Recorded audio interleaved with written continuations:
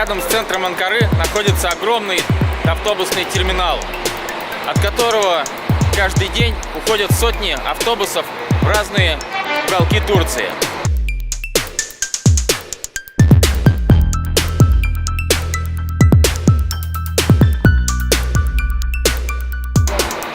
Я прибыл на автовокзал утром, чтобы отправиться из Анкары в Стамбул. Пока я выбираю компанию-перевозчика, которых в Турции бесчисленное множество, и покупаю билет на автобус, давайте вкратце расскажу про Стамбул. Стамбул – это крупнейший город Турции, величественно раскинувшийся на берегах пролива Босфор. Это мегаполис, единственный в стране, да и во всем мире, расположенный одновременно в Европе и Азии. Именно через Стамбул проходит географическая граница между двумя континентами. И именно здесь встречаются воды Черного и Мраморных морей.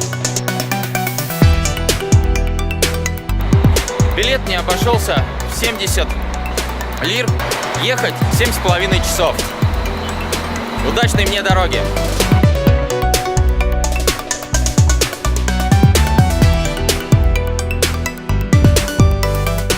Пока мой автобус наматывает сотни километров, я, пожалуй, продолжу свой рассказ о Стамбуле.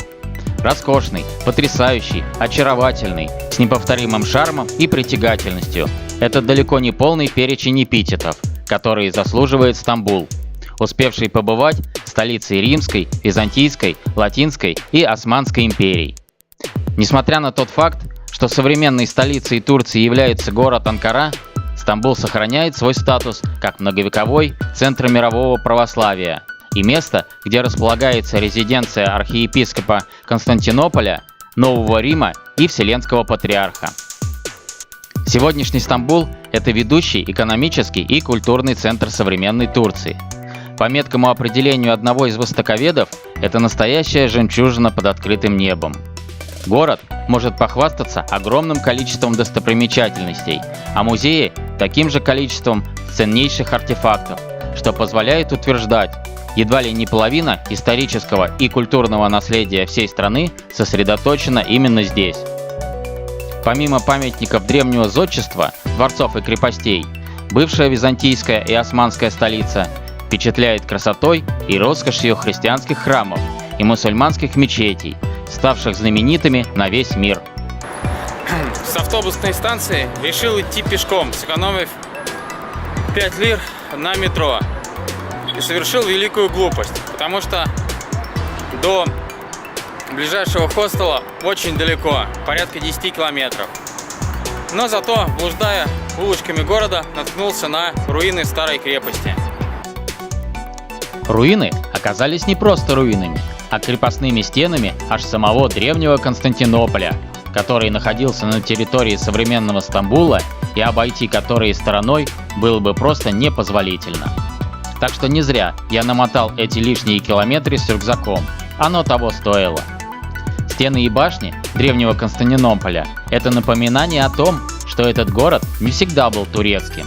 Укрепления являются памятниками архитектуры византийского периода, такими же как и храмы, акведуки, мусульманские дворцы и мечети, цистерны и другие достопримечательности столицы, способные оставить яркие эмоции и покорить сердца путешественников.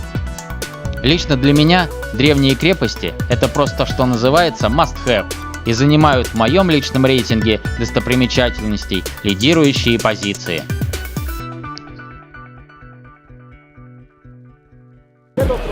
Здравствуйте, дамы и господа! Я рад приветствовать вас из Стамбула. Я нахожусь в центральной площади города Султан Ахмед, где расположены культовые культурные достопримечательности – Голубая мечеть и собор Святой Софии. Султан Ахмед – это главная площадь Стамбула и его исторический центр.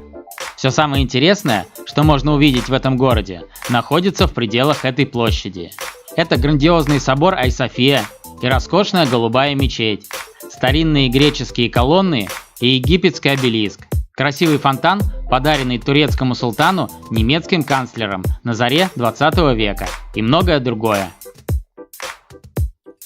Голубая мечеть – наиболее значимое и культовое сооружение в Стамбуле, узнаваемый символ города.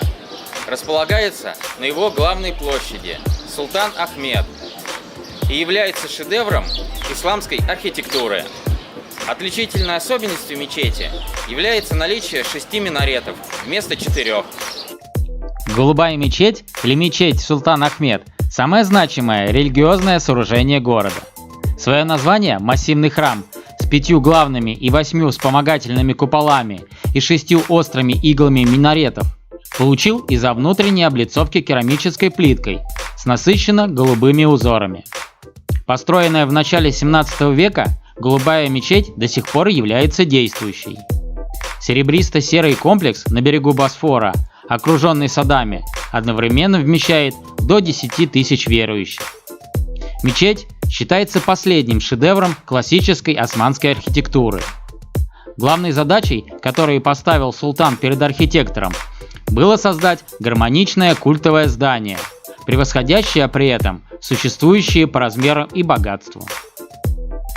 Своей цели архитектор добился. Массивность наступающих друг на друга приземистых куполов смягчает острие минаретов, устремленных ввысь. Голубая мечеть достигает 73 метра в длину и 65 метров в высоту, а высота купола составляет 43 метра.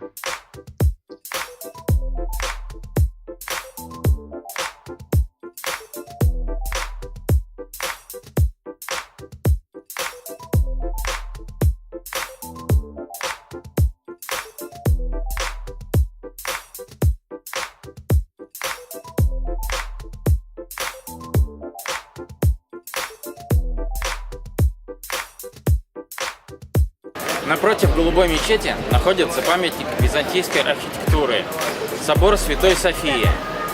Ранее это был православный собор, далее мечеть, а сейчас данному культурному сооружению присвоен статус музея. Айя-София вот уже более 1000 лет вызывает восхищение людей. Это культовое сооружение, которое строилось как христианский храм, была мечетью, а ныне стало музеем. За свою непростую историю меняла название и пережила немало разрушений. Более 1000 лет Софийский собор оставался самым большим христианским храмом, пока этот титул не забрал собор Святого Петра в Риме. А сейчас давайте отдохнем от культурного просвещения и просто прогуляемся по Стамбулу, насладимся пейзажами пролива Босфор и проникнемся атмосферой улиц города. Let's go!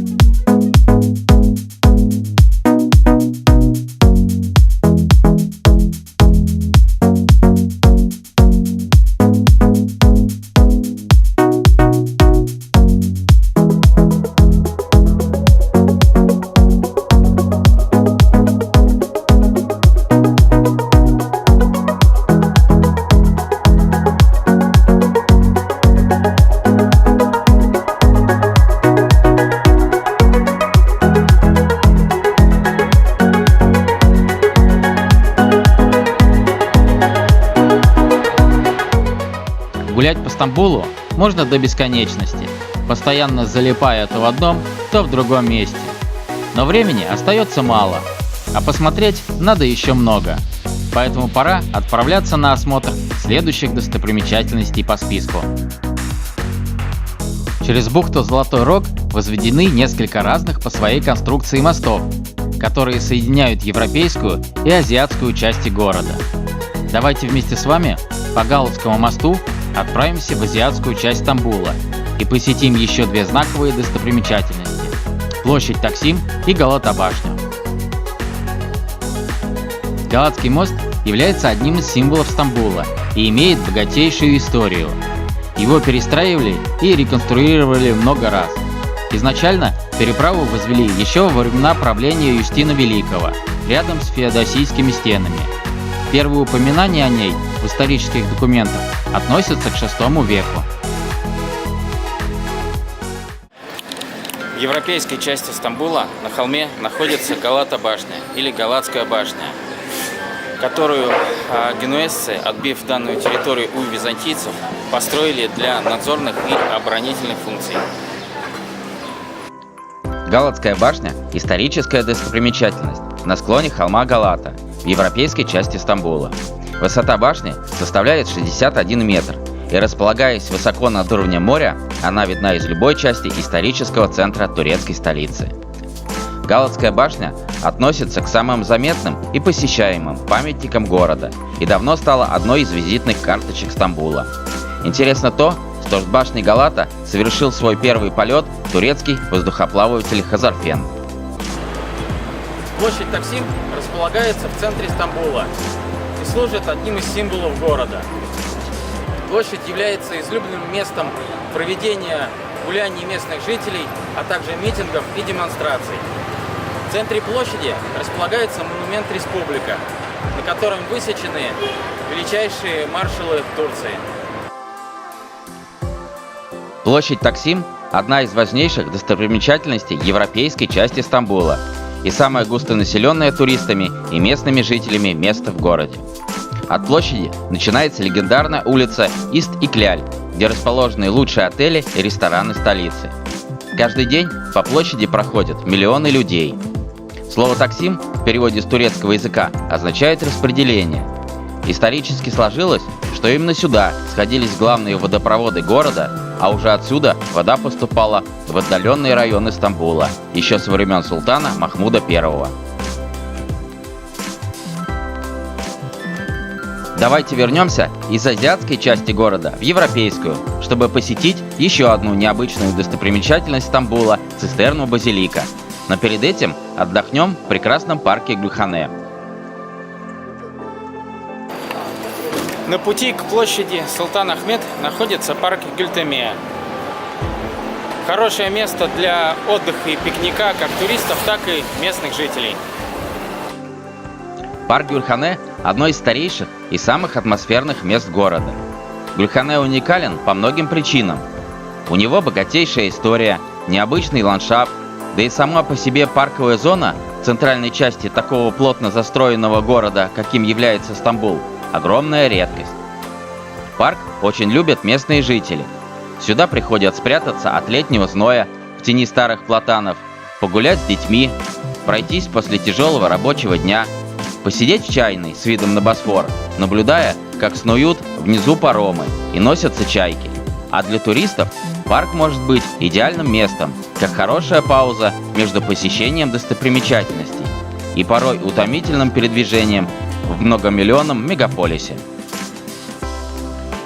Парк непосредственно соседствует с дворцом Топкапы.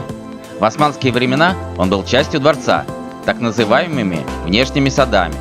Однако в начале прошлого века парк начали развивать и открыли для свободного посещения.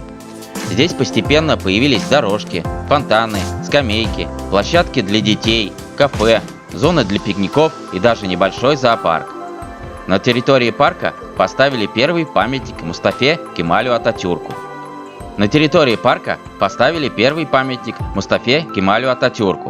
В парке открыт музей истории, науки и техники, в котором представлены самые известные достижения мусульманских ученых. В центре Стамбула располагается необычная и интересная достопримечательность – цистерна-базилика. Это древнее сооружение с резными колоннами и сводчатыми потолками, служащее для хранения пресной воды.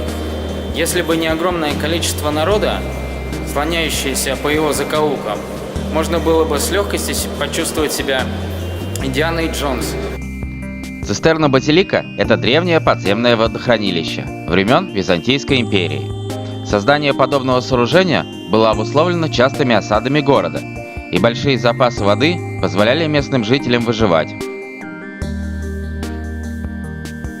Цистерна-базилика представляет собой огромный подземный зал 140 на 70 метров, а ее площадь составляет почти 10 тысяч квадратных метров. Своды подпирают 336 мраморных колонн, установленные в 12 рядов, по 28 колонн в каждом. Большинство колонн в цистерне имеют цилиндрическую форму и попали в хранилище из других древних сооружений. Однако несколько колонн выделяются на фоне остальных. В их числе колонны с двумя головами медузы и плачущая колонна, которая всегда остается влажной, даже когда в хранилище нет воды. На ней вырезаны рисунки в виде слезинок, и считается, что колонна плачет по тысячам рабов, которые погибли во время строительства цистерны. Друзья мои, я отправляюсь на самую интересную для меня экскурсию по проливу Босфор. Вперед! Пролив Босфор – удивительный геологический феномен нашей планеты. Эта морская артерия, рассекая 30-километровый перешеек между Европой и Азией, соединяет два моря – Черное и Мраморное, являющиеся частью Средиземноморского бассейна. Средняя ширина Босфора – 2 километра, а минимальная – всего 700 метров, что делает пролив самым узким на планете. Снимки, сделанные с околоземной орбиты, показали, что оба берега Босфорского пролива по очертаниям идентичны, словно края разломанного пряника. Это означает, что некогда здесь случилась великая тектоническая катастрофа. Ученые полагают, что около 10 тысяч лет назад, когда произошло очередное таяние ледников, воды Атлантического океана хлынули в Средиземное море, затопив множество населенных островов, а затем прорвали узкую брешь в скалах и обрушились в бассейн Черного моря, уровень которого был на несколько сотен метров ниже. Прорыв скал обеспечило и то, что часть нынешнего Босфора некогда была долиной реки, уже промывшей горные породы. Возможно, этому катаклизму способствовало мощное землетрясение, так как район Босфора сейсмически нестабилен. Многие исследователи полагают, что именно эта катастрофа, поднявшая воды Мирового океана по всей планете, описана в Библии как всемирный потоп. Свое название пролив получил еще в незапамятные времена. Согласно мифу, громовержец Зевс влюбился в красавицу Ио, но его супруга Гера, прознав об этой связи, поклялась отомстить. Тогда любвеобильный бог превратил девушку в корову. Она переплыла узкий пролив и спряталась в горах Малой Азии. Слово «Босфор» означает «коровий брод». Интересно, что в Древней Греции Босфором именовалось два пролива – Босфор Фракийский, собственно Босфор нынешний, и Босфор Кемерийский, Керченский пролив. В 658 году до нашей эры на южном мысе пролива, неподалеку от Мраморного моря, греки основали город Византий, а на противоположном азиатском берегу построили башню, от которой через пролив протянули бронзовую цепь. Так правители города еще тогда стремились контролировать оживленное босфорское судоходство. Через 1000 лет после распада Римской империи на западную и восточную в IV веке нашей эры император Константин перенес сюда свою столицу и назвал ее Константинополем. После падения Византии под натиском турецкого султана Махмеда город был переименован в Истамбул.